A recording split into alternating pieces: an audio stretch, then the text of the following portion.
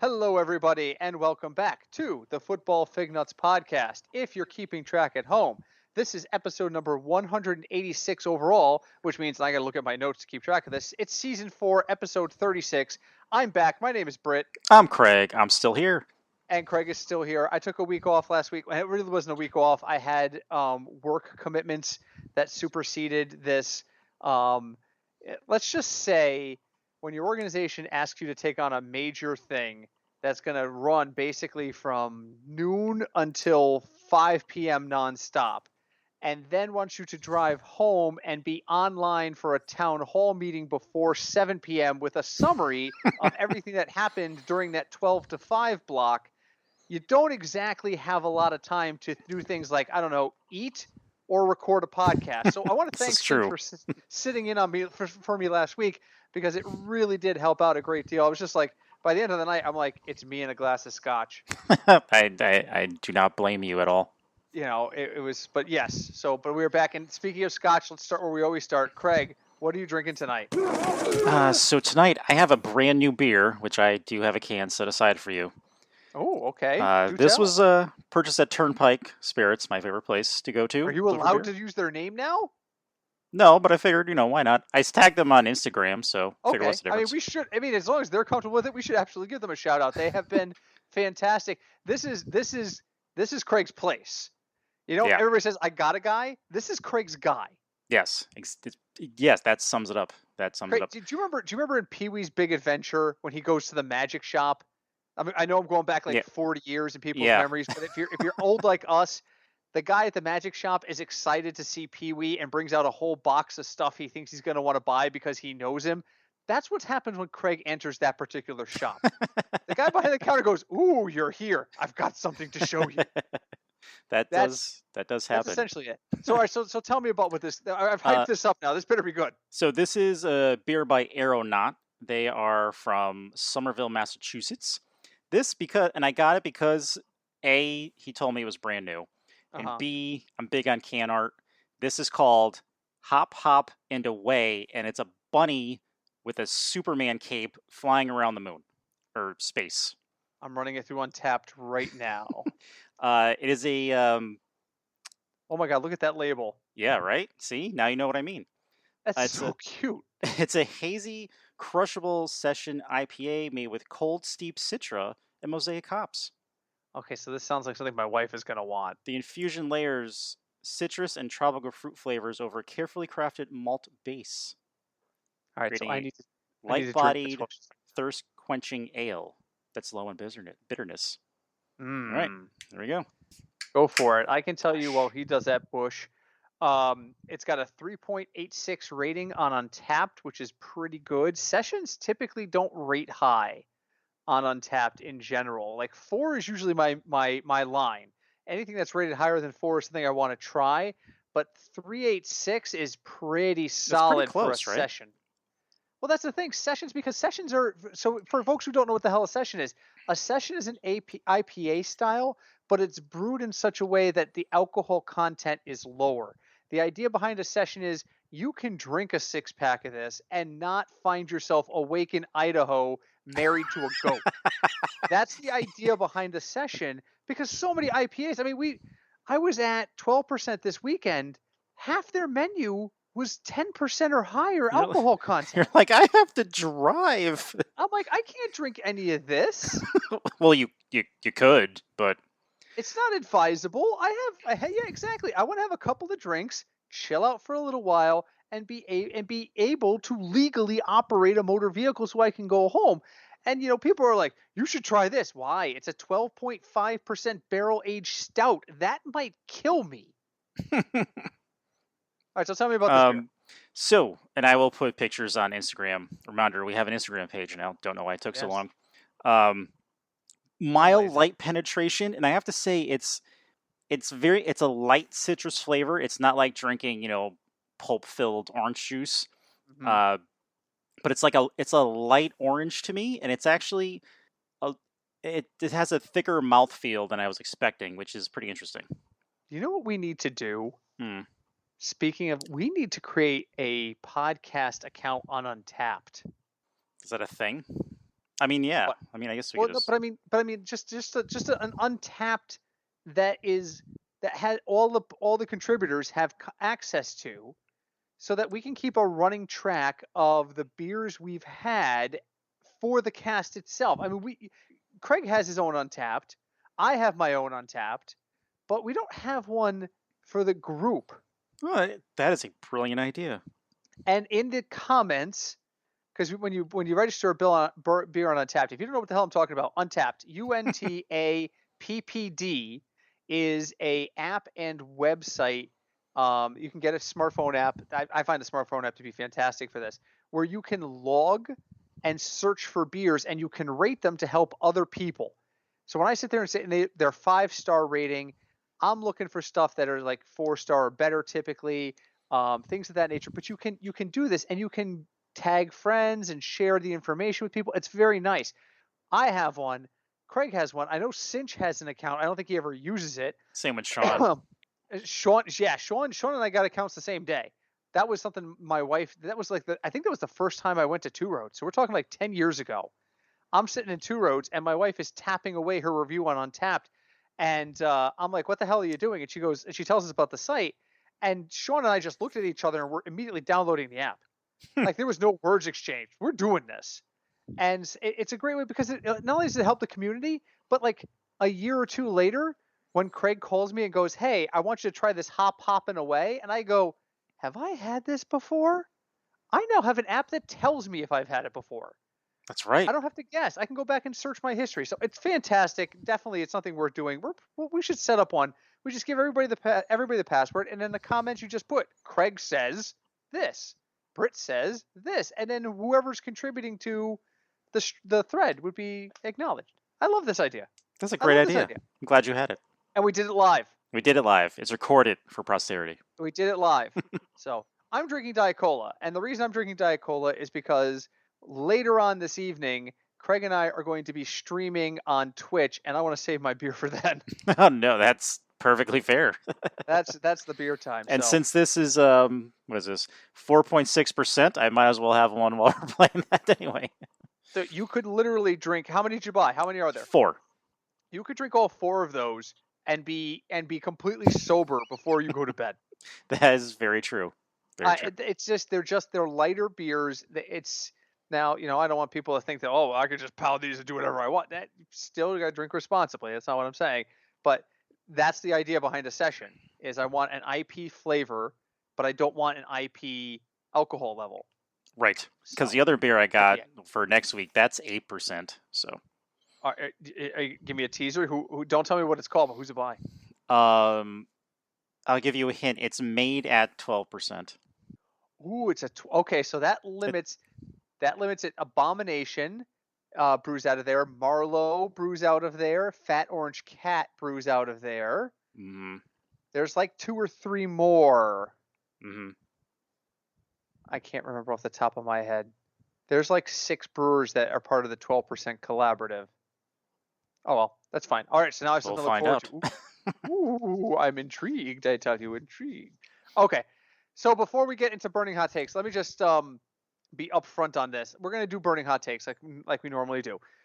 Everything for me is a burning hot take, because work has been so busy and we're in the off season that my brain has literally shut out the existence of all football news.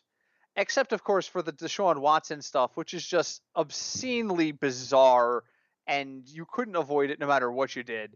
So there's that. But basically anything Craig asks tonight, I'm going to be like, wow, I'm hearing this for the first time, because my brain has completely shifted into off-season mode.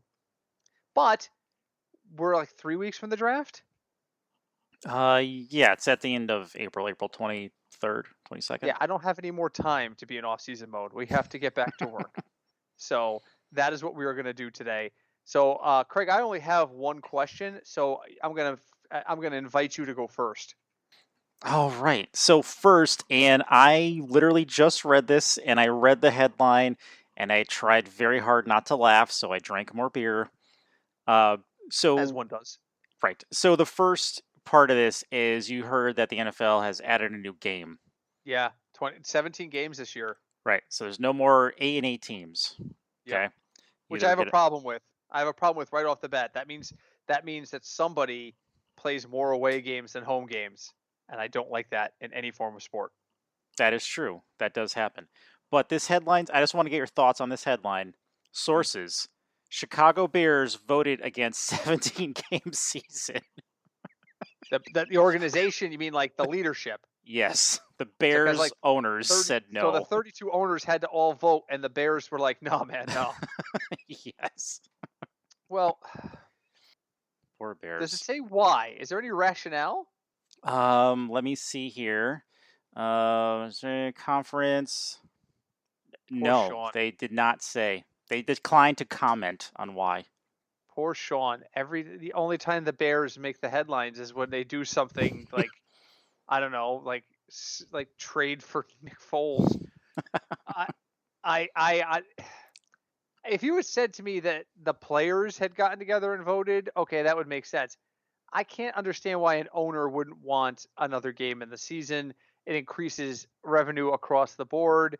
Even if you're not playing that extra home game in the first year, you know that the schedule makers are probably going to force balance in the second year. It's probably going to be mandatory in the league rules that you have to play the extra game at home at least every other year.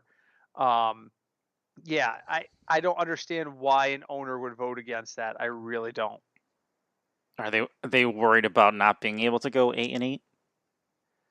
There's no more fence to sit on, I guess, is what it is. I mean, what they're going to have to do is go out there and tie in week 17 or week 18.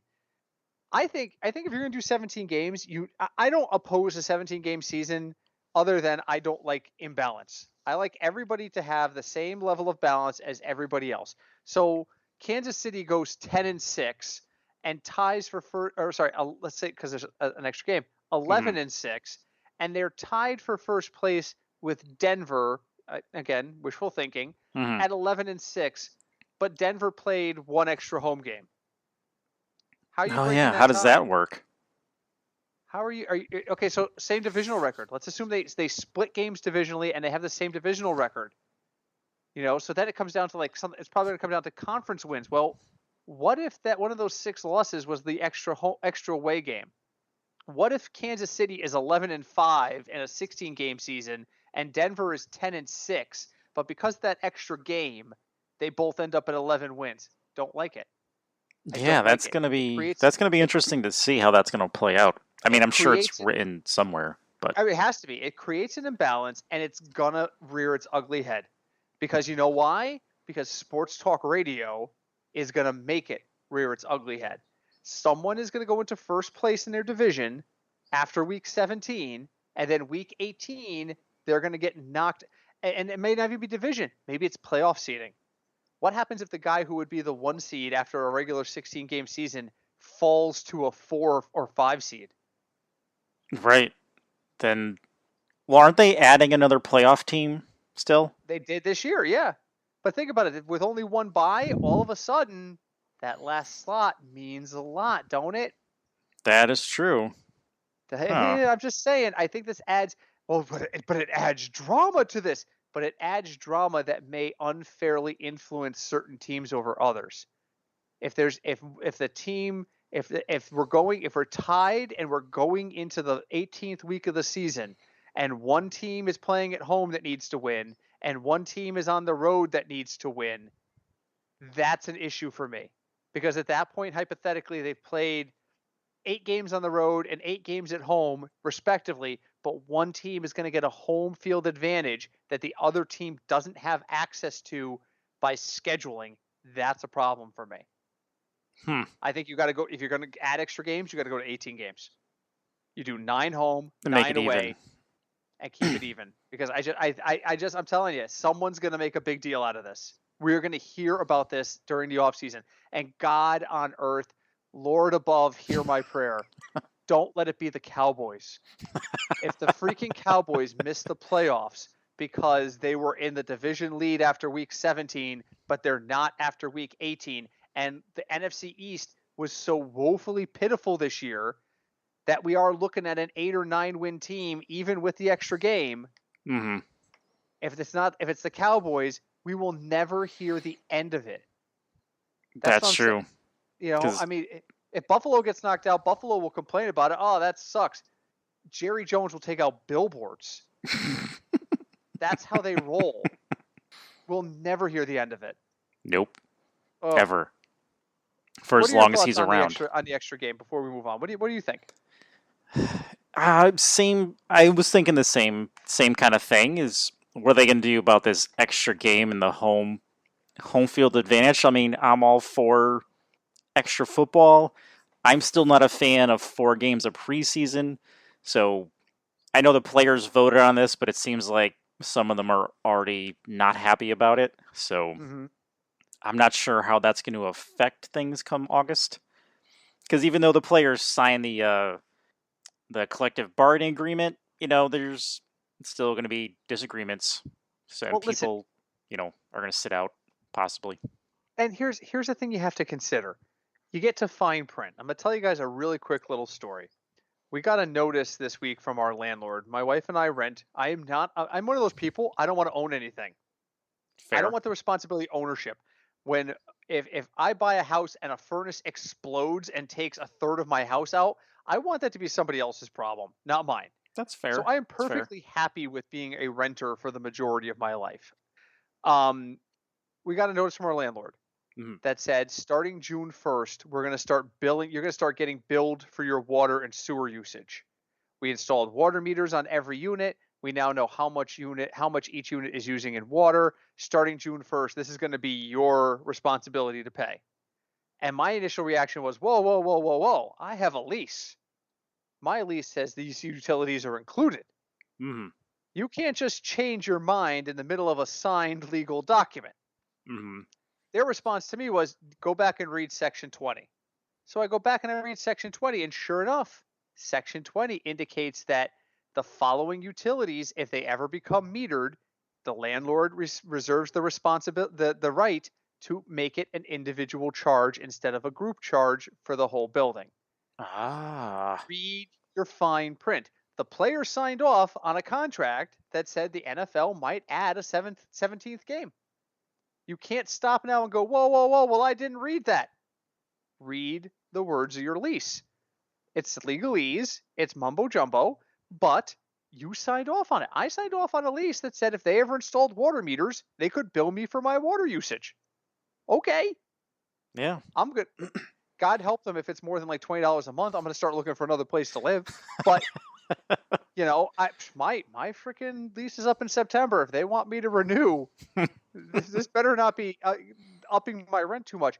But that's the same thing. The players, it's a buyer's beware thing. Make sure you read the fine print. Now the players are sitting there and some are, man, this is a terrible idea. I never agreed to this. Yeah, you kind of did. You did. Well, your agent did for you.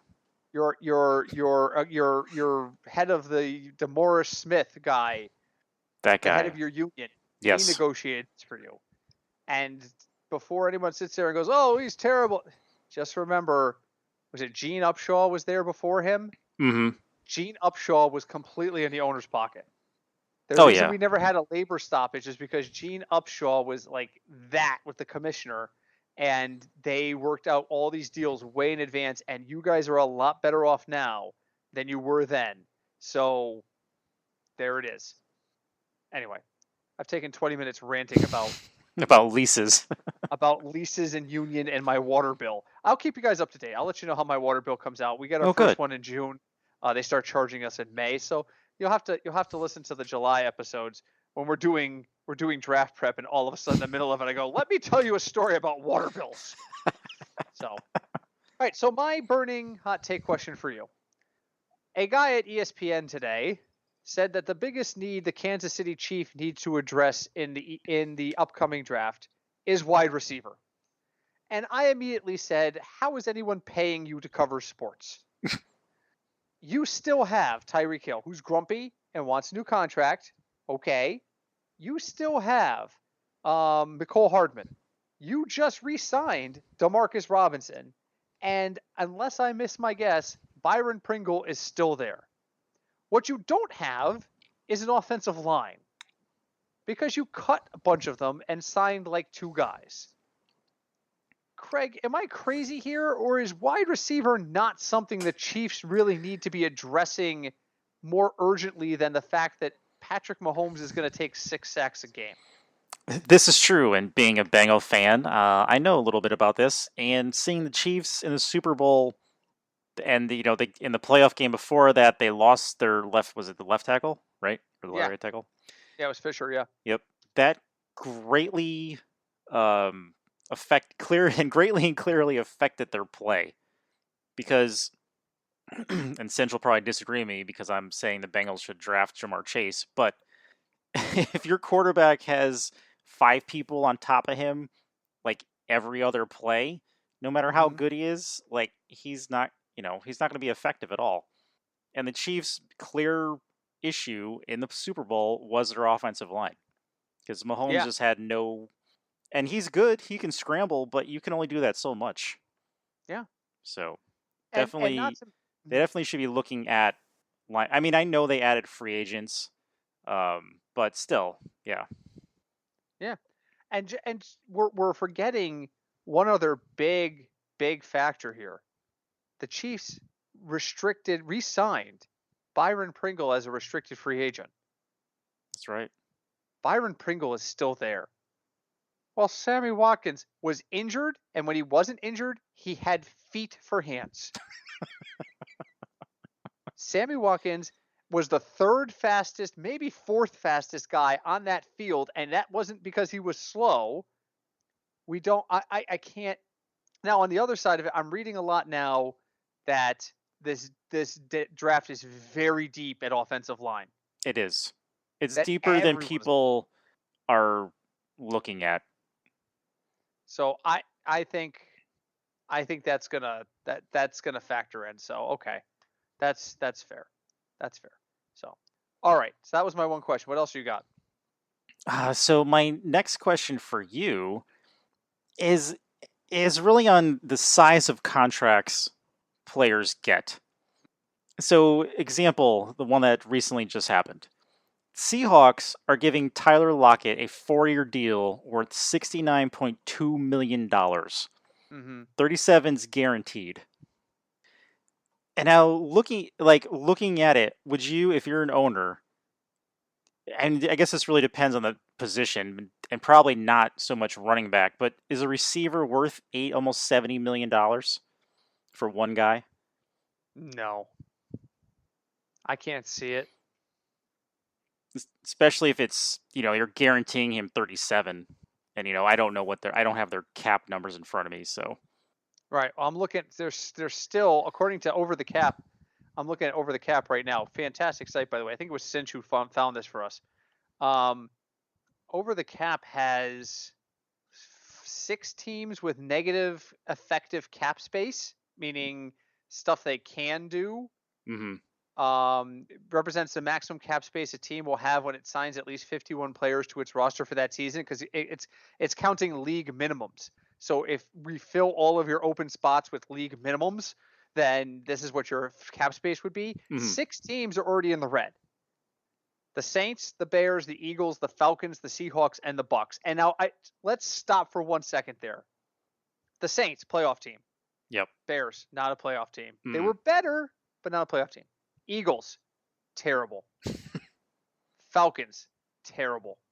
Seahawks, playoff team. Bucks, Super Bowl champions. So what in the holy hell, how are the Eagles, Bears, and Falcons in a negative cap situation when they're bad? I don't get it. Good, bad. Struggle with the cap. It's like, it's almost like you're playing fantasy football, and you trade away picks and players to draft like the 1 or 2 guys that are going to win you a championship that season, and then everyone gets hurt, and it doesn't matter. Right now, the Tampa Bay Buccaneers are $8.5 million over the cap. $8.5 million right now, and they haven't finished signing everybody they need to sign. No, I don't think they did. There's no way. They're going to have to. I'm already looking at their cap savings number for certain folks. They're going to have to cut some people. I don't even know who Donovan Smith is. Why is he getting $14 million a year? I don't know. Tom Brady has a negative cap savings value of $30 million. If they cut Tom Brady before June 1st, their cap takes a $30 million hit. Oops. That means all that money has to be deferred. They must have a ton of deferred money. A ton of. I don't even. Who is Donovan Smith? Who is he? We'll have to look it up. Who's that guy? Who's that guy? I don't even know who this guy is. Unrestricted free agent. What position does he play? Left tackle? Oh, okay. Yep, I found him. He's their left tackle? He was a second-round pick in 2015. And Pro Football Focus has him 12th out of 81. You're paying $14 million for the 12th best left tackle in the... That's middle of the pack, guys. I mean, that's the thing. 12th isn't great.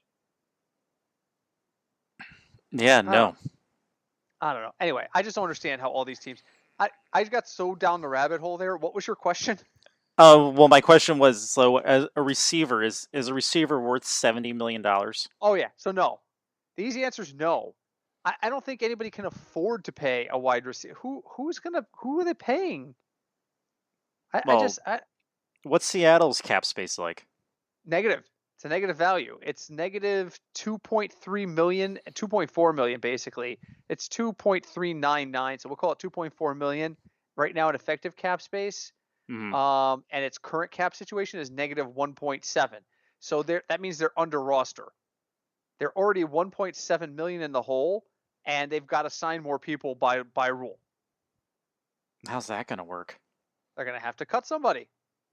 Apparently, also news out of Seattle, Russell Wilson wants to play with Antonio Brown. So if the Bucks don't sign him and Seattle doesn't pick him up, apparently Russell's going to be unhappy. I really feel like it's time Russell Wilson and the Seahawks break up. I agree. I feel like that relationship it was good. They won a Super Bowl. He's a great quarterback. I think the relationship is just kind of over. Kind of how like Brady was in New England. So I'm looking at people that they can save money by cutting. Yeah. The first name on the list is Tyler Lockett. Well, because they just paid him a ton of money. If they cut him before June 1st, they save $12.7 million. But that obviously isn't going to happen. The next name on the list is Dwayne Brown. They save $11.3 million if they cut him before June 1st. Do you know who Dwayne Brown is? Not off the top of my head. He's their starting left tackle. Oh. So that's two teams that are paying their left tackle over $10 million a year. And both those teams are in cap trouble. Yeah. They're the only guys that can save more than $10 million a year by cutting. Some of the folks, they can't cut Russell Wilson, but cost them $26 million in cuts in tax space. Chris Carson would cost him $3 million because he just signed, right? Yes. This is a nightmare. This is an absolute nightmare. I mean, I'm just looking at this list. There's nobody here. Trey Flowers, you're going to cut your defense? I mean, who the hell is that? Defensive lineman. One of their defensive linemen, interior defensive lineman, is Poona Ford, and they can save $3 million by cutting it. But I mean, it just doesn't. There's nothing here. I don't see how they're, and that's probably why they wanted to renegotiate with Russell Wilson. They're like, hey, you need to rework your contract. No, I don't. Nah. No, I don't. You agreed to this. This is how this works. Trade me or cut me. But either way, we're not renegotiating any contracts. You know, like if I called my landlord tomorrow and said, listen, I want to renegotiate my lease because I don't want to pay for water. He'd probably get the best laugh he had all day.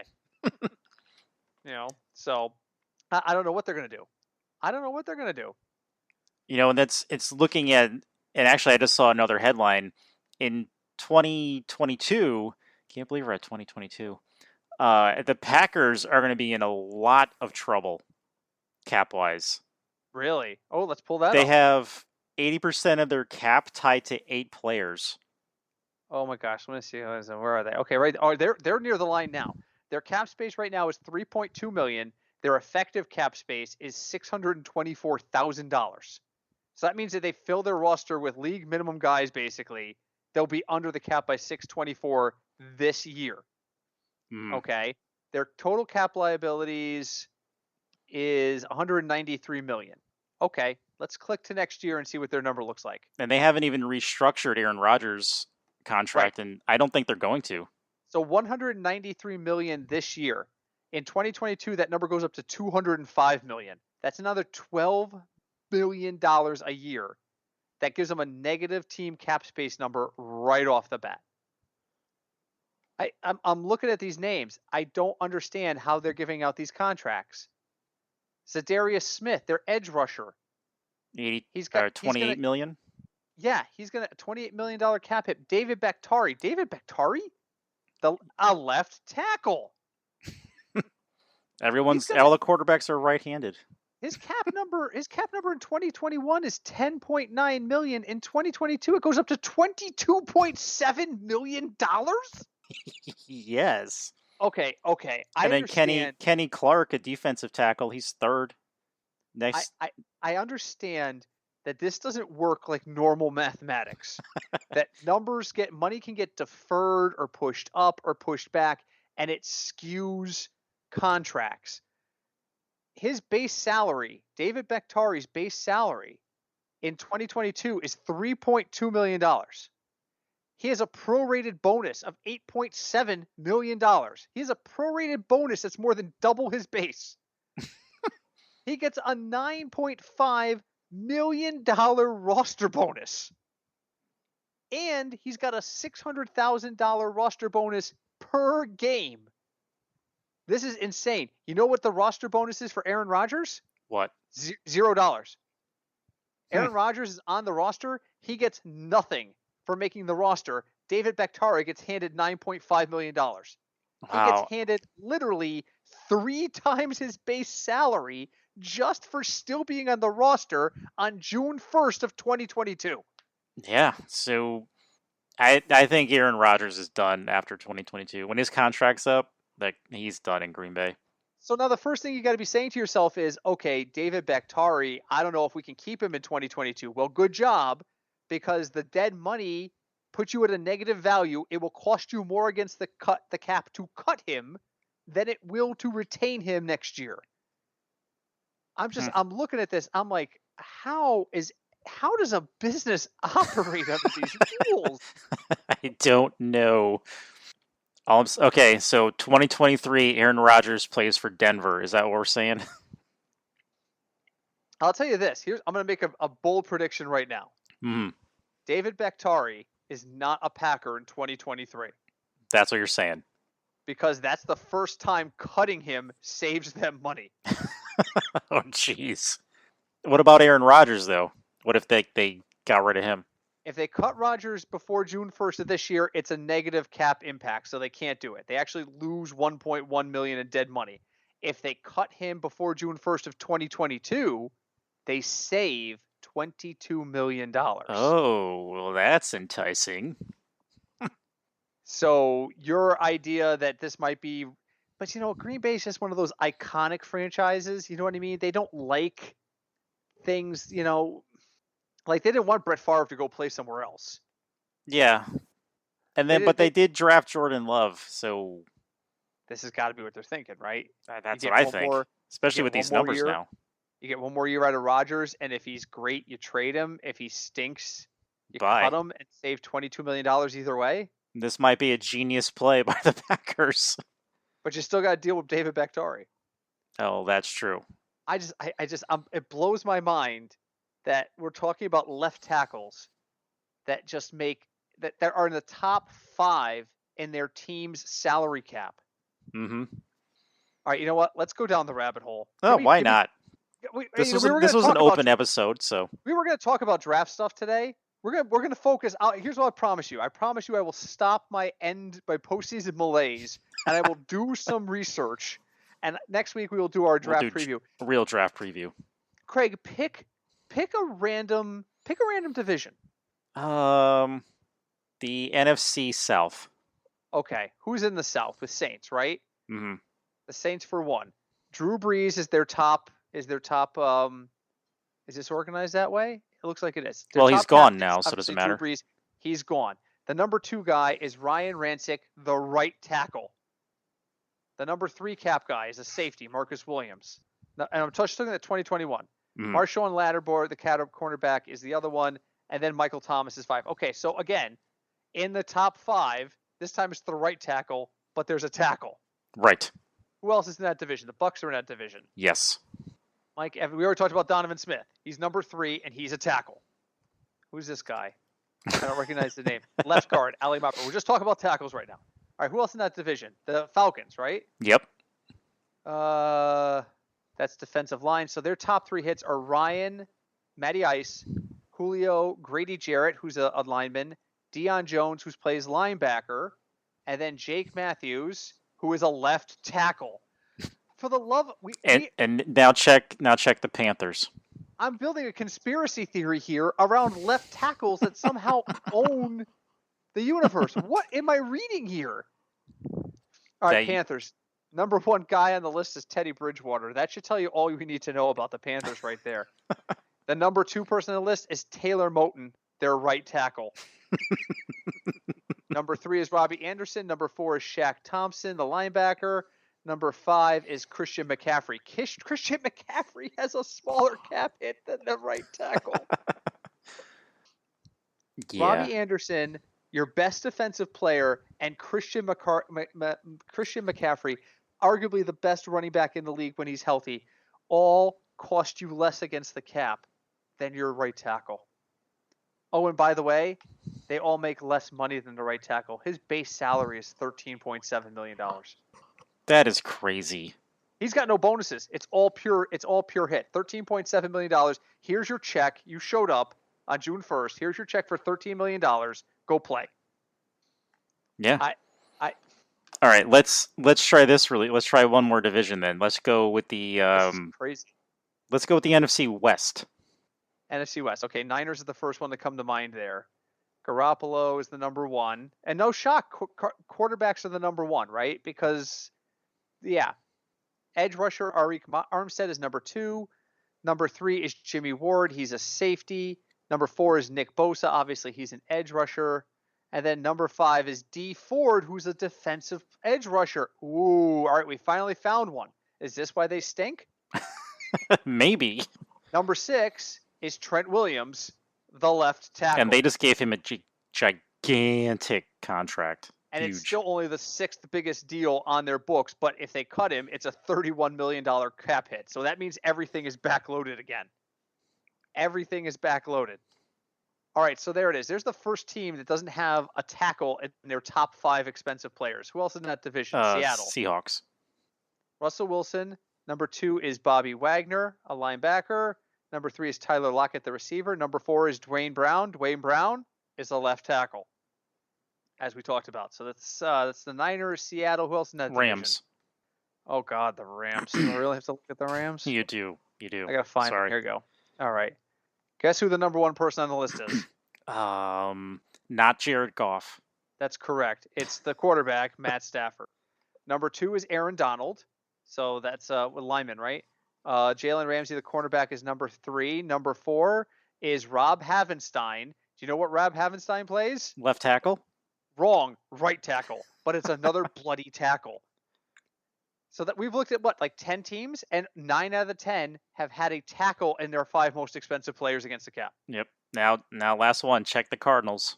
Cardinals are in that division too. I always blank on this. I'm totally down the rabbit hole on this now. I'm like, Britt's gonna start putting up like a pin board with string and different pins and a map. What does he know? Okay, so the first time ever, because he's still on his rookie deal, Kyler Murray is not the number 1 cap hit on the Arizona Cardinals. This is the first team we've seen, I think, where the oh really quick. Did you see who they signed to back him up? No. Colt McCoy. I thought he was in jail. No, he's still playing. Good for him. So the number one player on them is Chandler Jones. He's the edge rusher, obviously. Mm-hmm. The number 2 is a player named DJ Humphries. Do you know where DJ Humphries plays? Right tackle. No, he's left tackle. Number 3 on the list is DeAndre Hopkins. Huh. Kyler Murray comes in at 5th, just so you know. He actually makes a decent amount of money. He only makes a base salary of $850,000, but he gets a big prorated bonus, and he's got, oh my God, he makes $3 million just for being on the roster. Nice. And this is why, ladies and gentlemen, agents get paid so much money, because I don't know what alcohol or drugs they give teams, but it works. So what did we learn today? If you want to make money in the National Football League and you're not a quarterback, you need to be a tackle. Yes. Not even offensive line, guys. We're not even talking offensive line. We're talking specifically the tackle position. On either side of the ball. I feel like I feel like I'm about to sit across from Morpheus. I just took the red pill. My mind is completely freaking blown right now. Okay, one or two. Oh man, that can't be the trend. We looked at 2 full divisions and like 3 additional teams. We looked at least 10 teams. We might have actually looked at 12. And one of them I can't. I'm in shock. I am in complete shock. Let's just do one random team. Look at the Jaguars. Jags, okay. And a bad team at that. Yeah. They have a lot of cap space. Their number 1 cap hit is a player named Andrew Norwell. He plays left guard. Ooh. Nope, that's okay. Cam Robinson's number 2, and guess what he plays? Left tackle. My glasses just hit the table, and people who know me well know when I have hit some sort of wall where my mind can no longer function, I rip the glasses off my face and start rubbing my eyes. I am actively rubbing my eyes right now. Oh, man. I can see that in my head. Perfect. I honestly should. I wish we had a video stream up right now because oh my god, I can't. I'm in dead shock. You just unlocked something I don't think anyone ever realized. Well, I'm sure teams do, but I'm gonna go to the rest of the list. Miles Jacks, the linebacker, is number 3. Mm-hmm. Joe Schobert is number 4. He's another linebacker, and then number 5 is Brandon Linder. He's the center. So 3 of the top 5 contracts cap-wise on the Jacksonville Jaguars are all offensive line, and one of them is the left tackle. That is bananas. All right, we need to call it there. I can't process anymore. I can't. This is before this becomes me sitting in a dark room with a pipe or a cigarette, muttering to myself. We are going to remind folks to leave us a review wherever you listen to us, on Apple iTunes, on Player FM, on Left Tackle Radio, wherever you found this podcast. Please leave us a review. Write to us. We are at FignutsDFS on Twitter. We are FignutsDFS@gmail.com through email. We are on Facebook as the Football Fignuts Podcast.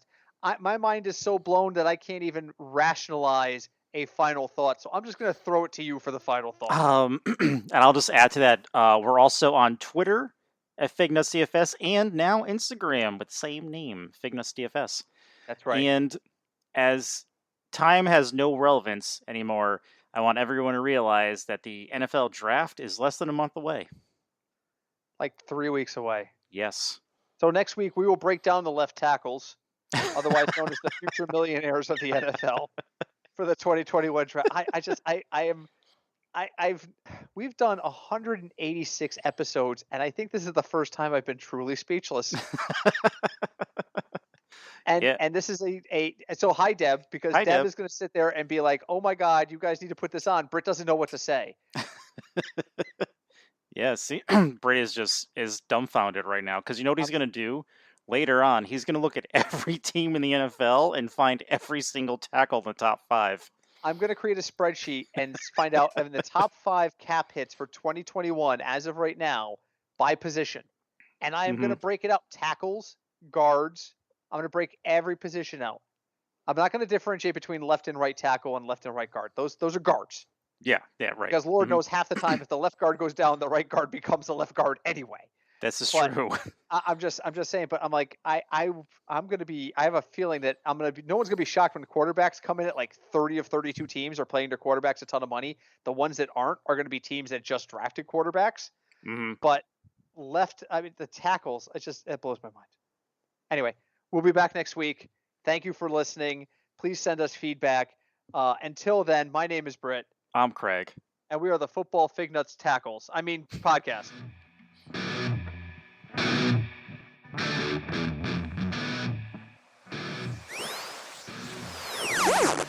Want to see